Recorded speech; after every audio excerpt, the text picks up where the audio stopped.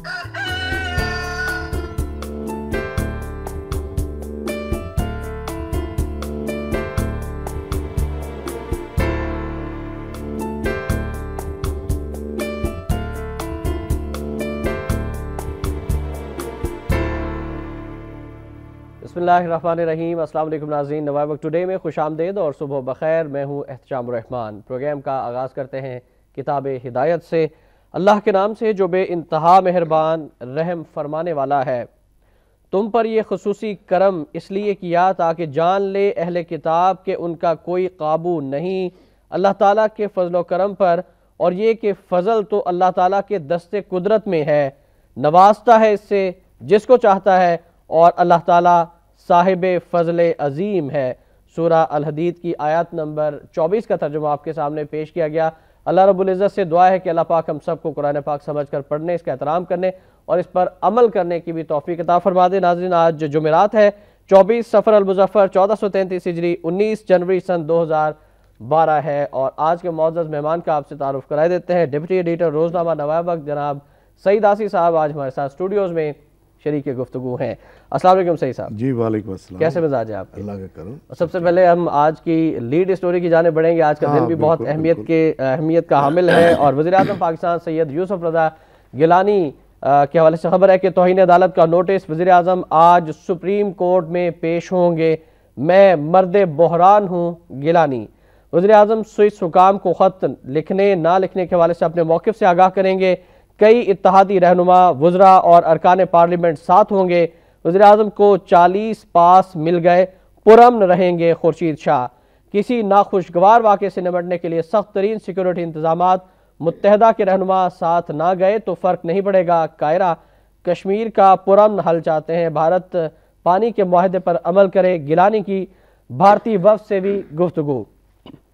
और इसी हवाले से माफ़ कीजिएगा नाज़रीन, वज़ीर आज़म के पास क्या क्या ऑप्शंस हैं ये भी हम मोहतरम सईद आसी साहब से डिस्कस करेंगे। लेकिन एतज़ाज़ हसन का बयान, जो कि वज़ीर आज़म के वकील हैं, वो कहते हैं कि पार्टी की आदत से कह दिया स्विस हुकाम को ख़त लिखने में हर्ज नहीं, ज़रदारी को इस्तिस्ना हासिल है, अदालत बेवक़्त ख़त पर इसरार ना करे। वज़ीर आज़म के ख़िलाफ़ तौहीन अदालत नहीं बनती, हुकूमत अदलिया की तज़हीक करती रही है। अस्करी क़यादत के हवाले से वज़ीर आज़म का मौक़िफ़ गलत था, ये कहना है एतज़ाज़ हसन साहब का। और सबसे पहले हम जानना चाहेंगे कि मर्द बहरान हैं गिलानी साहब या कुछ और जो अब एतज़ाज़ हसन साहब उनके वकील बन गए हैं, बाबा रवान साहब की तरह आप समझते हैं कि अब उनकी साख भी मुतासिर हो सकती है? देखिए शाम साहब, मर्द बहरान वाली जहाँ तक बात है, अब तक का जो एटीट्यूड प्राइम मिनिस्टर साहब का मुख्तलिफ इश्यूज़ के हवाले से सामने आया है, उसमें तो उनकी जगलरी नज़र आती है। कोई बहरानी कैफियत से निकलने वाली, ख़ुद को निकालने वाली या कौम को निकालने वाली वो तो नहीं है उसमें। हाँ, बहरान क्रिएट करने वाले वो शख्स ज़रूर है, और वो अकेले नहीं है, उनकी पूरी पार्टी है। उनकी पार्टी की कोर कमेटी जो इन्होंने बनाई हुई है, एक बालातर, ये भी एक पार्लियामेंट से बालातर नहीं, पार्लियामेंट में पार्टी की बात कर रहा हूँ। एक तंजीमी एक सेटअप होता है ना, तो उसमें पार्टी तंजीम में इनकी मसलन एक सेंट्रल एग्जीक्यूटिव कमेटी, वही आज तक तो वो होती थी आला तरीन कमेटी जो फैसला साजी के अमल में हिस्सा लेती थी। लेकिन ये कोर कमेटी जो है ना, ये जिस तरह वो किचन कैबिनेट हो जाती है या अपने चंद प्यारों को इकट्ठा करके कोई गतरबूत करना होता है कोई मामला, तो उसमें फिर एका किया जाता है। एक तरफ कोर कमांडर्स होते हैं, हाँ, कोर कमेटी होती है। ये एक नया कॉन्सेप्ट हमारी पॉलिटिक्स में आया, ये कोर कमेटी वाला। तो उसमें जो बहरान पैदा करने के जो फैसले किए जाते हैं उस कोर कमेटी में, अगर तो उस नीयत से प्राइम मिनिस्टर साहब आज सुप्रीम कोर्ट में पेश होना चाहते हैं, तो फिर उन्हें 1997 वाला वो मंजर ज़रूर अपनी आंखों के सामने रखना चाहिए, जब मियां नवाज शरीफ बतौर प्राइम मिनिस्टर सुप्रीम कोर्ट में पेश हुए थे। और इसी अज़म के तहत अगरचे उन्होंने बड़ा यानी कि एक मैसेज दिया कि अदलिया के एहतराम में वो अदालत में पेश होने जा रहे हैं, उन्होंने अपनी ज़ात की हद तक किया भी, मुआज़त भी की, जो यानी डिसोबेंस हुई थी उनकी जानब से सुप्रीम कोर्ट के आर्डर्स की, तो उस पर उन्होंने मुआज़त भी की। लेकिन जो एक पार्टी की सतह पे जो प्लानिंग की हुई थी, उसमें फिर जो वहाँ शोर शराबा हुआ, जो धक्कम पेल हुई, जो हंगामा आराई हुई, اور اس میں یعنی کہ جو عدلیہ کے احترام کا تقاضا ہوتا ہے وہ تو انہوں نے پیش نظر نہ رکھا. پھر تو توہین عدالت میں معافی مانگنے آئے, مزید توہین عدالت کا ارتکاب کر لیا, اور اس جرم میں ظاہر ہے جو پوائنٹ آؤٹ ہوئے اس وقت مسلم لیگ نون کے جو متوالے, جن میں اس وقت طارق عزیز بھی تھے, چوری اختر رسول بھی تھے, جن کو پھر بعد میں سزائیں بھی ہوئی, ڈسکوالیفائی ہوئے. ابھی کل ہی اختر رسول میرے پاس آ کے بیٹھے ہوئے تھے, وہ میسیج دے رہے تھے پرائم منسٹر صاحب کے لیے کہ انہیں ہمارے اس معاملے سے تھوڑی سی عبرت حاصل کرنی چاہیے اور پارٹی کے جیالوں کو دعوت نہیں دینی چاہیے. اور جیالے تو آج ساتھ جائیں گے. وہی میں عرض کر رہا ہوں نا کہ انہوں نے باقاعدہ یعنی باقاعدہ کال دیے آج کے دن کے لیے. پورے ملک میں انہوں نے پارٹی کے جیالوں کو کہا ہے کہ آپ نے آج آنا ہے, اگرچہ نہیں آنے کی کال دی ہوئی ہے کہ آپ نے اسلام آباد آنا ہے.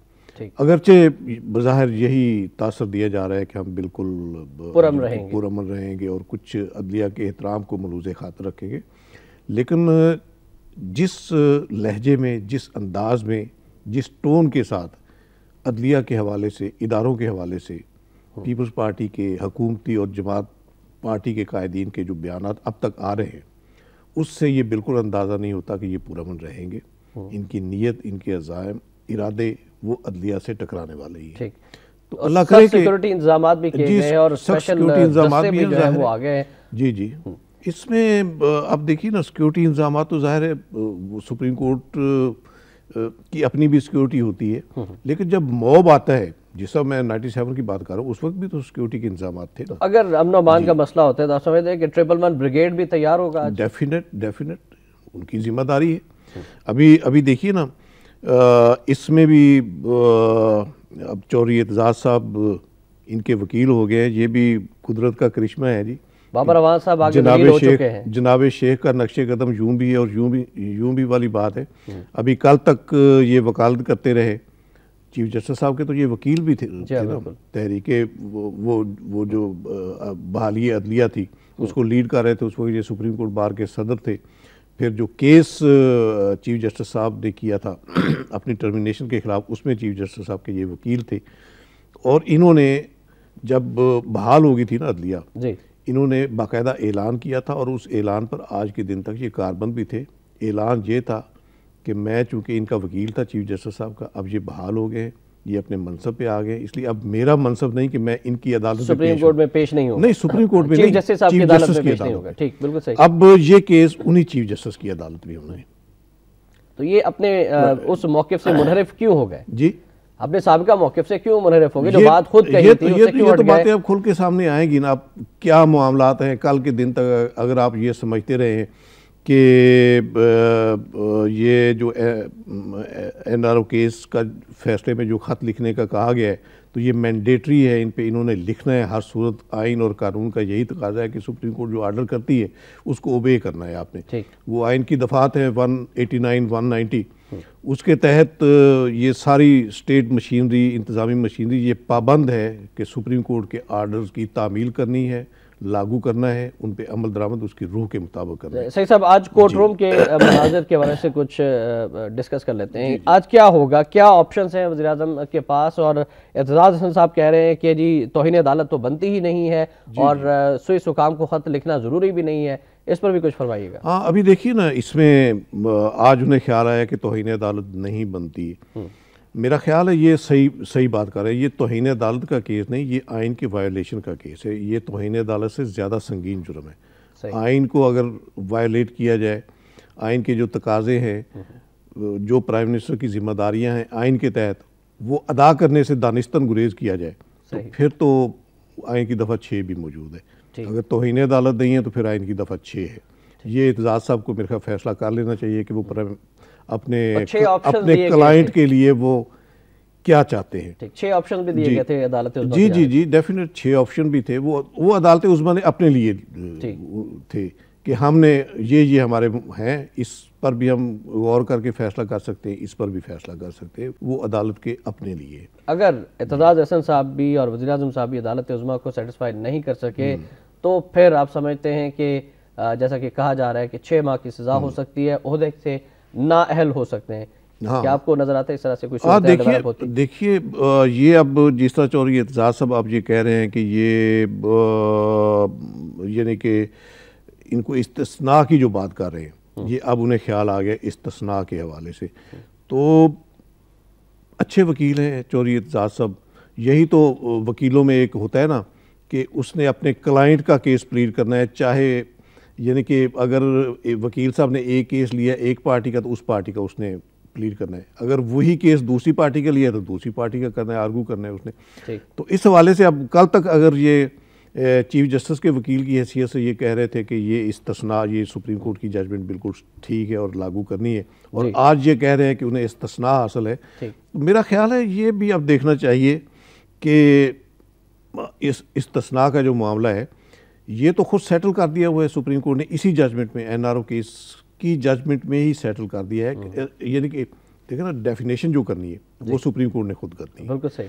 اس کے تحت جو ڈیفینیشن یہ 248 کی استثناء کے حوالے سے سپریم کورٹ نے، اس کے تحت انہوں نے کیٹیگریکلی یہ کہہ دیا تھا، اسی ججمنٹ میں موجود ہے کہ اس کیس میں جو فوجداری ہوتے ہیں ان میں کسی پرسنالٹی کو کوئی استثناء حاصل نہیں ہوتا. رائٹ. استثناء کے بارے سے سر بات آگے بڑھانا چاہوں گا. جب اعتزاز احسن صاحب سے صحافیوں نے پوچھا کہ حضرت عمر فاروق رضی اللہ تعالیٰ عنہ بھی اس وقت کے عدالت عظمیٰ، اس وقت کے قاضی کے سامنے پیش ہوئے تھے، انہیں تو کوئی استثناء حاصل نہیں تھا، انہوں نے خود اپنے آپ کو پیش کیا تھا. تو اعتزاز احسن صاحب نے جو جواب دیا، اور اس سے ڈٹھائی پیپلز پارٹی کے لوگوں کے سامنے آتی ہے کہ اس وقت تو آئین ہی نہیں تھا. جی اس پر آپ کیا کہیں گے؟ اب دیکھیے اس میں اس سے بڑا یعنی کہ جو یہ قرآن مجید سے زیادہ تو آئین میرے خیال اس یعنی آفاق میں ہم تو نہیں سمجھ سکتے کہ قرآن مجید سے زیادہ پوری دنیا کے لیے آئین کیا ہے. جی بالکل. تو اس میں آپ دیکھیں نا، یہ تو آپ نے حضرت عمر فاروق کی مثال دی، حضرت نبی آخر الزمان کا آپ دیکھیں نا، انہوں نے یہ فرمایا کہ اگر میری بیٹی بھی چوری کرے گی تو اس کے بھی ہاتھ کاٹنا پڑے گی. بالکل صحیح. ٹھیک ہے نا، اس میں کوئی امتیاز نہیں. لیکن یہ چور کے ہاتھ کو بچانے کے لیے ڈھٹائی کا مظاہرہ کیا ہاں یہی بات ہے نا. اور ابھی یہ استثناء کی جو بات ہو رہی، تو اب دیکھیے 17 ججوں نے سپریم کورٹ کے، وہ بھی تو دماغ ہے نا، وہ بھی تو لا نوئنگ پرسنالٹیز ہے. ٹھیک ہے نا، انہوں نے بھی ان کے سامنے بھی تو یہ آئین کی شک موجود ہوگی نا، یہ استثناء والی. اس شک کی موجودگی میں اگر انہوں نے آرڈر کیے خط لکھنے کے اور یہ تسلیم نہیں کیا کہ انہیں استثناء حاصل ہے، تو پھر اس کی بھی تو کوئی لاجک ہے نا. بالکل. یہ عدالت کو کیسے مطمئن کریں گے پھر چودھری اعتزاز صاحب؟ رائٹ. اگلی خبر کی جانب بڑھتے ہیں، اور اگلی خبر جو ہے وہ نواز شریف اور شریف خاندان کے اثاثوں کے حوالے سے ہے کہ تحریری معاہدے پیش نہ کیے جا سکے، نیب کی اپیلیں خارج. سپریم کورٹ نے شریف برادران کے اثاثے واپس کرنے کا حکم دے دیا. نواز شریف کی تمام سزائیں ختم ہو چکی ہیں. نیب کسی قانون کے تحت شریف فیملی کے اثاثے ضبط نہیں کر سکتا. معاہدے تو دکھائیں جس پر جائیداد سے دستبردار ہونے کا کہا گیا. چیف جسٹس کا استفسار. اور نواز شریف صاحب کا بیان بھی شامل کرنا چاہیں گے. نواز شریف صاحب نے کہا ہے کہ عزم ابھی جواں ہے، موقع ملا تو ملک کی تقدیر بدل دیں گے. وزیر اعظم بننا آسان نہیں، راہ میں مشکل کے پہاڑ کھڑے کیے جاتے ہیں. نواز شریف جن کے جذبے جوان ہوں انہیں پہاڑ گرانے میں دشواری نہیں آتی.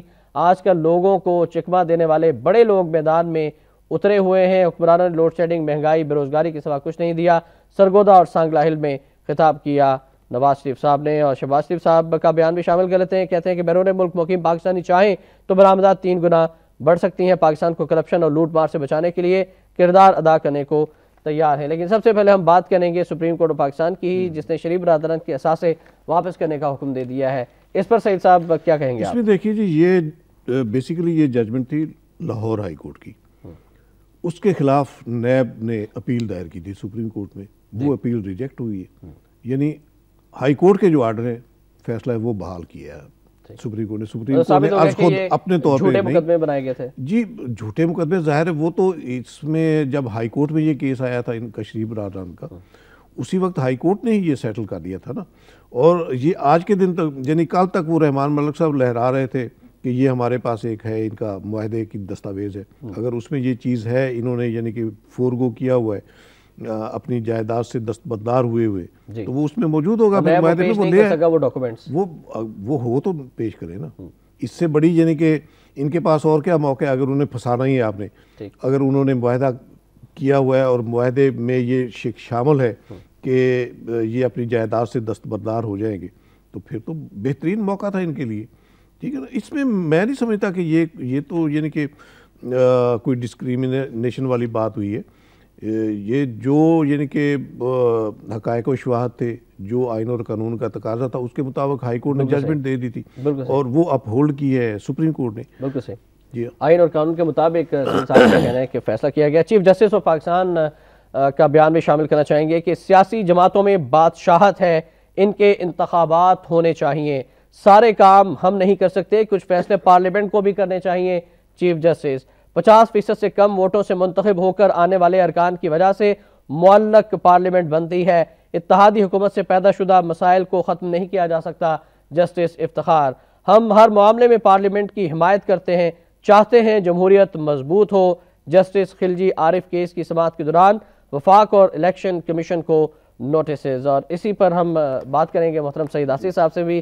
چیف جسٹس آف پاکستان نے جس طرف اشارہ کیا ہے سیاسی جماعتوں میں بادشاہت ہے, آپ سمجھتے ہیں کہ یہ بالکل درست بات کی ہے؟ میں تو پہلے ہی عرض کر رہا تھا, جو پیپلز پارٹی کی کور کمیٹی کے والے سے میں نے جو گزارشات کی, تو یہ بادشاہت کی ہی عکاسی ہے نا. پیپلز پارٹی کے علاوہ باقی جماعتوں کی بات ساری جماعتوں میں, نون کی بات کرتے ہیں, ساری جماعتوں میں صرف ایک شخص کی بات چلتی ہے اور کوئی جمہوریت نہیں ہے, وہی شخص جو ہے تاحیات صدر رہتا ہے. جی بالکل, اس میں کوئی جسٹیفیکیشن دینے والی بات نہیں. یہ واقعی باتیں ہیں, ہمارے جو کلچر ڈیولپ ہو گیا ہے سیاست میں, تو اس سے میرا خیال ہے خلاصی کرانی چاہیے. آپ جمہوریت کے آپ ڈنکے بجاتے ہیں, ویسے آپ نے آپ کو چیمپئن کہتے ہیں کہ ہم جمہوریت کے چیمپئن ہیں, تو جہاں جمہوریتیں مستحکم ہیں وہاں بھی دیکھیں نا کہ سیاسی پارٹیوں میں پارٹی کی قیادت کس طرح تبدیل ہوتی ہے. ایک اور جماعت کی بات کر لیتے ہیں, ساری جماعتوں کا ذرا بات کرتے ہیں, احتساب کرتے ہیں. ایم کیو ایم کی بات کرتے ہیں, ایم کیو ایم میں جمہوریت ہے؟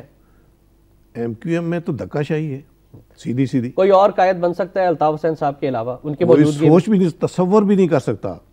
بننے کی تو الگ بات ہے, میرا خیال خواب بھی نہیں دیکھ سکتا. پھر جمہوریت کا دعویٰ کیوں کیا جاتا ہے؟ یہی تو باتیں ہیں نا, سوچنے والی باتیں, اور یہی چیف جسٹس صاحب نے ایجیٹیٹ کیا. کاف لیگ کی بات کیجئے. جی ظاہر ہے سب میں موروثی کے آتے ہیں. عوامی نیشنل پارٹی میں اسود یار ولی صاحب کے علاوہ کوئی آ سکتا ہے؟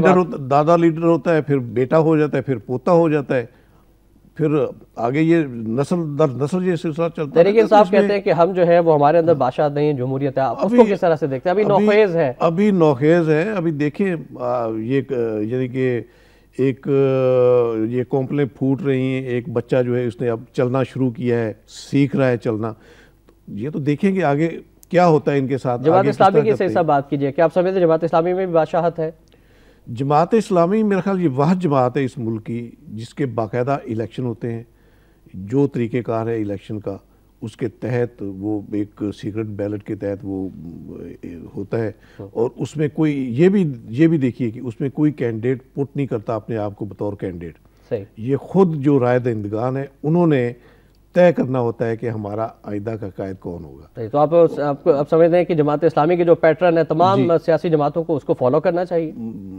کہنے کی حد تک تو میں کہہ سکتا ہوں کہ فالو کرنا چاہیے. یہ آگے دوسری سیاسی جماعتوں کی بات ہے کہ وہ ایک یعنی کہ اس پر ایک لیبل ہے کہ یہ دائیں بازو کی اسلامی جماعت ہے, اور جیسے کہا جاتا ہے کہ یعنی کہ اسلامی جماعت ہونا پاپولر لیڈرشپ جو ہے, پاپولر ووٹ جو ہے وہ یہ حاصل نہیں کر پاتے. لیکن جو تنظیمی معاملات ہیں میرا خیال ہے اگر صف بندی ساری جماعتیں اس طرح کریں, اپنی تنظیمی معاملات کو ٹھیک کریں اور یہ موروثی قیادتوں کے شکنجے سے خود کو نکالیں, اگر صحت مند روایات پارٹیوں کے اندر ہوگی, پارٹیوں کے اندر جمہوریت ہوگی, تو وہ زیادہ اچھے طریقے سے, زیادہ کانفیڈنس کے ساتھ جمہوریت کی وکالت کر سکیں گے, اور اس سے میرا خیال ہے جمہوریت سٹرینتھن بھی ہوگی. بالکل صحیح فرمایا. اور چیف جسٹس صاحب نے جو بیان ان کا ہے اس کا ایسا ہے کہ سارے کام ہم نہیں کر سکتے, اس فیصلے پارلیمنٹ بھی کرے. پارلیمنٹ آپ سمجھتے ہیں کہ واقعی با اختیار ہے یا پھر ایوان صدر زیادہ با اختیار ہے؟ دیکھیے شاہ صاحب, یہ ان کا اپنا ہے, پارلیمنٹ کو کا امیج کیا بنانا ہے, کتنا ایفیکٹو کرنا ہے, کتنا کارآمد اسے بنانا ہے, یہ پارلیمنٹیرین حضرات کے اپنی ذمہ داری ہے, اپنی سوچ ہے ان کی. اگر پارلیمنٹ بے وقت ہوتی ہے تو ان کی اپنی وجہ سے ہی ہوتی ہے کہ پارلیمنٹ کو اگر آپ نے ربر سٹیمپ کے طور پہ استعمال کرنا ہے, اس کے کسی فیصلے کو تسلیم نہیں کرنا, اس کی کسی قرارداد پہ عمل نہیں کرنا, تو پھر ظاہر ہے پارلیمنٹ کا وہی اشر ہوگا جو آج کی پارلیمنٹ کا نظر آ. اور آپ دیکھیے اس میں یہ چیف جسٹس صاحب نے پارلیمنٹ کا جو ریفرنس دیا, میں ایک پرانی مثال دینا چاہتا ہوں. یعنی کہ ایک وہ دور بھی تھا جب جسٹس افضل اللہ صاحب چیف جسٹس ہوئے تھے نا, تو وہ پارلیمنٹ کو سلیوٹ کرنے خود پارلیمنٹ کے اندر آئے تھے. اتنا احترام، یعنی کہ اب یہ تو اداروں کی بات کرتے ہیں، اب یہ بڑا ڈنکے بجاتے ہیں کہ عدلیہ جو ہے، یہ پارلیمنٹ جو ہے یہ بالا تر ہے سب سے، اور اس کے آگے کوئی آئین کا پتہ نہیں ہے، لیکن پارلیمنٹ یہی بات کے حوالے سے باتیں کی جاتی ہیں۔ بات یہ ہے کہ آپ قدریں اچھی اسٹیبلش کر لیں، بالکل صحیح، صحت مند روایات یعنی کہ آپ ان کو فالو کر لیں تو پارلیمنٹ، اور بات یہ کی جاتی ہے کہ پارلیمنٹ میں عوام کے منتخب نمائندے ہیں، لیکن معذرت کے ساتھ صحیح صاحب 4 سالوں میں ہم نے دیکھا ہے کہ عوام کی ہی بات نہیں کی گئی پارلیمنٹ کے اندر۔ اس پر بھی مزید بات کریں گے اور اپنے ناظرین کی بھی رائے لیں گے پارلیمنٹ کی کارکردگی کے حوالے سے، لیکن پہلے وقت ہوا ایک بریک کا۔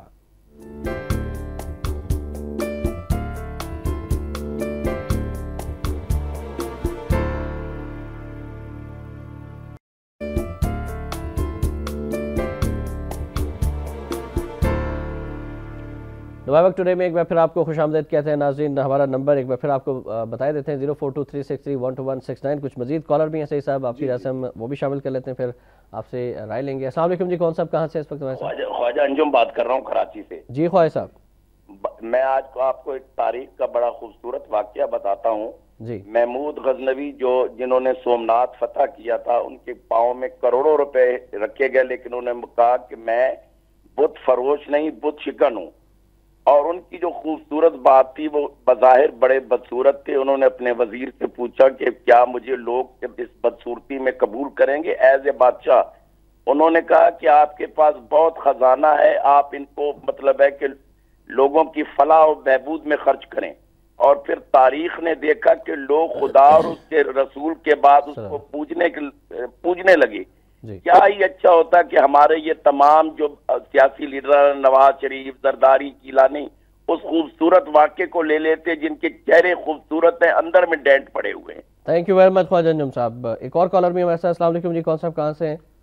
وعلیکم السلام، عمیر راجہ بول رہا ہوں راول پنڈی سے۔ جی عمیر صاحب فرمائیے گا۔ شام بھائی، میں یہ کہنا چاہتا ہوں کہ یہ جو آج اعتزاز احسن صاحب کورٹ میں پیش ہو رہے ہیں، کاش یہ جو بھوکی ننگی مرتی ہوئی عوام ہے اس کے لیے کورٹ میں پیش ہوتے، کاش جن لوگوں نے ادارے تباہ کیے ان کے تحفظ کے لیے یہ کورٹ میں پیش ہوتے، لیکن اس کے برعکس یہ جنہوں نے اس قوم کو بھوکا کیا، جنہوں نے ان اداروں کو تباہ کیا، ان کے تحفظ کے لیے یہ شخص کورٹ میں جا رہا ہے۔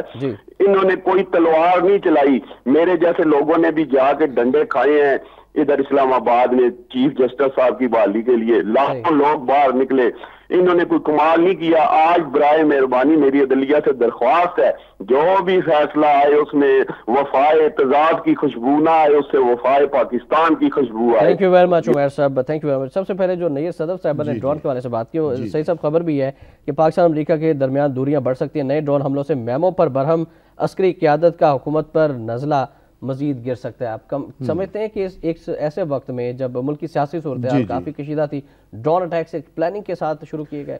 بالکل احسان صاحب، یہ تو طے شدہ بات ہے کہ جب تاثر ہمارے حکمرانوں کی طرف سے ایسا بنا دیا جائے جس میں ہماری جو مسلح افواج ہیں، جو عسکری قیادتیں ہیں، ان پہ حرف آ رہا ہو، ان کی کارکردگی پہ شک کا اظہار کیا جا رہا ہو، تو اس میں ایک تاثر بنتا ہے کمزوری کا تاثر۔ تو جب یہ تاثر ہمارے دشمن کو ملے گا کہ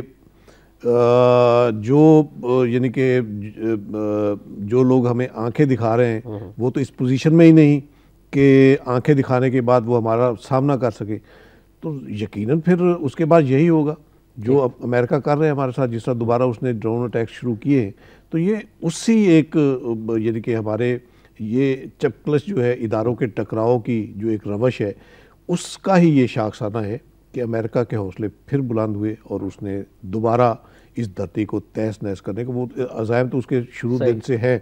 اگر وہ بیک فٹ پہ آیا تھا تو ہماری عسکری قیادتوں کے ایک پرعزم جو ایک سوچ تھی، جو میسج تھا ان کو جو دیا گیا تھا یہ سلالہ چیک پوسٹوں پر حملوں کے بعد، اس کی روشنی میں وہ یعنی کہ ایک دفاعی پوزیشن پہ آیا تھا، لیکن اب پھر وہ اگریسو پوزیشن پہ صرف ان کی ناکردنیوں کی وجہ سے ہمارے حکمرانوں کی جو ہے یعنی کہ ان کی جو سوچ ہے، جو ایک رویہ ہے اداروں کے ساتھ ٹکرانے کی، اس وجہ سے عسکری ماہرین کا بھی یہ کہنا ہے کہ حکومت کی پالیسی نہیں، ورنہ ڈرون گرائے جا سکتے ہیں۔ وزیرستان کے جن علاقوں میں حملے ہوتے ہیں وہاں پاک فوج موجود نہیں۔ بریگیڈیئر ریٹائرڈ یاسوب ڈوگر صاحب کا یہ کہنا ہے، اور ڈرون گرانے کا فیصلہ فوج نے نہیں حکومت نے کرنا ہے۔ وزیراعظم ایئر چیف کو حکم دیں۔ بریگیڈیئر یوسف کا یہ بیان ہے۔ کچھ مزید کالر بھی ہیں۔ مختار صاحب ہیں چکوال سے۔ السلام علیکم مختار صاحب۔ وعلیکم السلام جی مختار صاحب فرمائیے گا، کیا کہیں گے آپ؟ صاحب میں نے آپ سے یہ عرض کرنا تھا، آپ کے بارے میں جہاں گفتگو کرتے ہیں ماشاءاللہ اچھی گفتگو کرتے ہیں، لیکن بات یہ ہے یہ احتجاج حسن جو ہے یہ وکلا ہیں، وکلا کا کام ہوتا ہے کہ اپنے کلائنٹ کی رسپیکٹ کرنا، اس کو بچانا۔ اب ان کے لیے کوئی میعاد اسٹینڈرڈ نہیں ہے، پیپلز پارٹی سے دھتکارے ہوئے لوگ ہیں، اب دوبارہ ان کے پیچھے ان کو بچانے کے لیے آگے کب ہمیں اقتدار میں حصہ ملے گا۔ تو آپ اس حضرات سے یہ تھوڑا سا اپنے چینل پر یہ بھی بات بتائیں کہ ان کی یہ حیثیت ہے، ان کا یہ مقام ہے۔ ٹھیک، تھینک یو ویری مچ مختار صاحب۔ ابھی ہم بات کرتے ہیں طارق صاحب بھی فیصل آباد سے۔ السلام علیکم جی۔ جی طارق صاحب، میں یہ کہنا چاہتا ہوں جی، جو اعتزاز احسن صاحب ہے عدلیہ کی بحالی کے لیے پیش تھے، اب عدلیہ کی تذلیل کے لیے پیش ہے۔ انہیں سوچنا چاہیے جو لوگ ذلیل کر رہے ہیں عدلیہ کو، ان کا ساتھ دے کہ وہ کیا مطلب مقام حاصل کر رہے ہیں۔ سمجھ نہیں آتی یہ دوگلا پن کیوں ہے۔ تھینک یو ویری مچ جی۔ اعتزاز احسن صاحب کے حوالے سے 3-4 کالرز نے کہا کہ دوگلا پن کیوں ہے اعتزاز صاحب پہلے کا۔ ہم ڈسکس کر چکے ہیں اسی طرز عمل کو، اور میں نے جو عرض کیا تھا کہ جو وکیل ہوتا ہے اس کی یہی ذمہ داری ہوتی ہے کہ اس نے اپنے کلائنٹ کے کاز کو، اس کے کیس کو جو ہے تقویت پہنچانی ہوتی ہے۔ تو اس میں میرا خیال ہے اگر اعتزاز صاحب صرف بطور وکیل انہوں نے پرائم منسٹر کا کیس لیا ہے تو اس میں ان کی پیشہ ورانہ سکل جو ہے اس کا ہی یہ اظہار ہو رہا ہے۔ اب جس طرح وہ جس رائے کا اظہار کر رہے ہیں تو اس میں کوئی قومی یعنی کہ تشخص والی بات تو نہیں ہے، قومی مفادات کے تحفظ والی بات تو نہیں ہے، اداروں کے تحفظ والی بات تو نہیں ہے، ورنہ جو ان کی سوچ پہلے سے تھی یعنی عدلیہ کی آزادی کے حوالے سے جس کے لیے انہوں نے حصہ بھی لیا، خود تحریک بھی چلائی، اگر اس سوچ پر وہ کاربن رہے ہیں تو یہ کیس لینا ان کے لیے بنتا ہی نہیں کسی صورت بھی۔ بالکل صحیح۔ تو اس میں میرے خیال اگر ہم پھر یہ کہیں کہ ان کے مفادات بھی ہو سکتے ہیں، وہ ایل پی جی کا ایک کوٹا بھی انہیں ملا ہوا ہے ان کی اہلیہ کو، میں بھی کوئی پس منظر میں کچھ ایسے معاملات ہوں۔ ایک اور وکیل رہنما ذکر ضروری ہے علی احمد کر صاحب کا۔ جب بابر امان صاحب کا لائسنس معطل ہوا تو انہوں نے جس انداز میں گفتگو کی، انہوں نے کہا کہ جی میں اس قانون کو ہی نہیں مانتا، توہین عدالت کے قانون کو نہیں مانتا، اور یہ بہت زیادتی ہوئی ہے بابر امان صاحب کے ساتھ۔ اس پر بھی کچھ فرمائیے گا۔ بابر امان صاحب جو اس سے پہلے بہت شہرت رکھتے ہیں بریف کیس ہیلی کاپٹرز میں لے جا کر مختلف بارز میں تقسیم کرنے کے حوالے سے، کیا یہ اس کے اثرات تھے؟ ڈیفینیٹ اس کے اثر آپ دیکھیں نا، علی احمد کر صاحب بہت یعنی کہ ایک پائے کے لیڈر، وکیلوں کے لیڈر ہیں۔ میں وکیل انہیں نہیں کہتا، وکیلوں کے پائے کے لیڈر ہیں وہ۔ ان کا اب تک یعنی کہ یہ عدلیہ بحالی تحریک کی حد تک ان کا بہت نمایاں کردار ہے، لیکن عدلیہ کی بحالی کے فوراً بعد میرا خیال ہے یہ پیپلز پارٹی کی حکومت قائم ہونے کے فوراً بعد ان کے وہ ایک شاید کوئی کتھارسس کا عمل کیا تھا انہوں نے اپنے آپ کے ساتھ، اور رجوع کر لیا تھا پھر ادھر۔ اس میں اب کیا پس منظر ہے یہ تو بہتر وہی جانتے ہوں گے جی، نظام شریعت سے متصادم بن ہی نہیں سکتا۔ بالکل صحیح فرمایا کہ اصل جو ضرورت ہے وہ آئین پر اس کی روح کے مطابق عمل درآمد کرنے کی ہے۔ اور ناظرین اب بڑھیں گے آج کے نوائب وقت اداری۔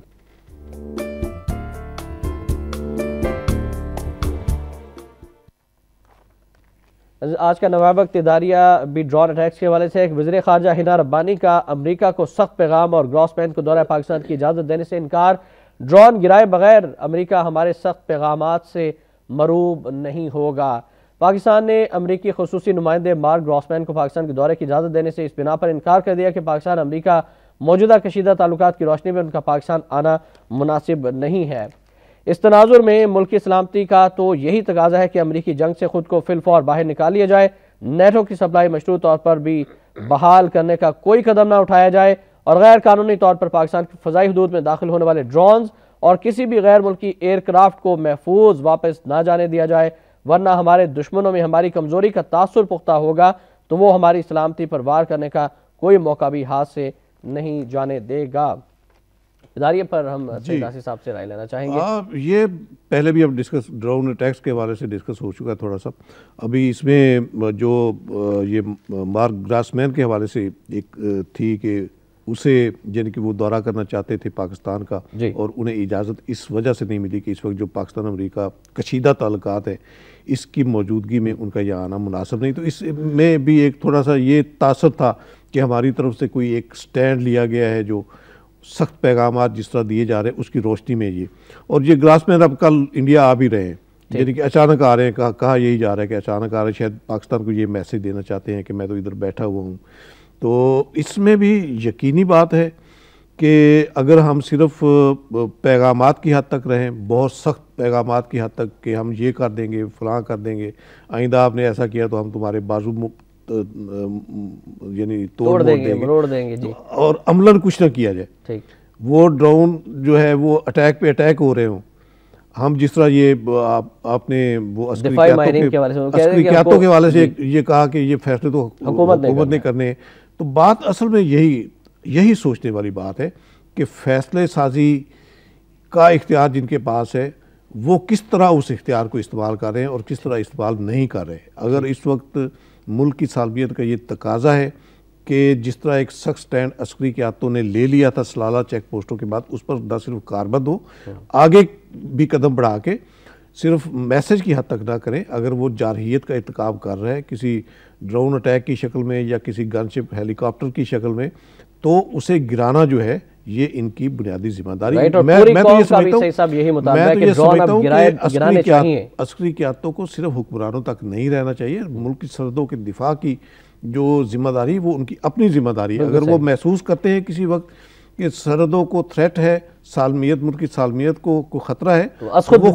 خود ڈیسیجن لے. اور انہوں نے میرے خیال ڈیسیجن لیا بھی تھا. جنرل کیانی صاحب نے یہ سلالہ چیک پوسٹوں کے بعد جو کور کمانڈرز کانفرنس ہوئی تھی اس میں یہ ڈیسیجن لے بھی لیا گیا تھا کہ جو وہاں موجود ہوں گے موقع پر وہ خود فیصلہ کرنے کی پوزیشن میں ہوں گے. میرا خیال ہے اس کی روشنی میں تو انہیں انتظار نہیں کرنا چاہیے حکمرانوں کے کسی حکم کا. رائٹ, بالکل صحیح فرمایا سعید صاحب, تھینک یو ویری مچ. اب تشریف بھائی بہت اہم موضوعات پر گفتگو ہوئی اور انشاءاللہ آئندہ بھی آپ سے ملاقات ہوگی اور اہم موضوعات پر بات ہوگی. آخر میں فرمانے قائد اعظم رحمۃ اللہ علیہ کہ اب ہم سب پاکستانی ہیں, نہ بلوچی, نہ پٹھان, نہ سندھی, نہ بنگالی, نہ پنجابی, ہمیں پاکستانی اور صرف پاکستانی کے حلوانے پر فخر ہونا چاہیے. کوئٹہ میونسپلٹی کے استقبالیہ میں 15 جون سن 1948 کو قائد کا یہ فرمان یقیناً ہم سب کے لیے مشعل راہ ہے. اس پر ضرور غور کیجیے گا. احتشام الرحمان کو نوائے وقت ٹوڈے سے اجازت دیجیے. اللہ حافظ.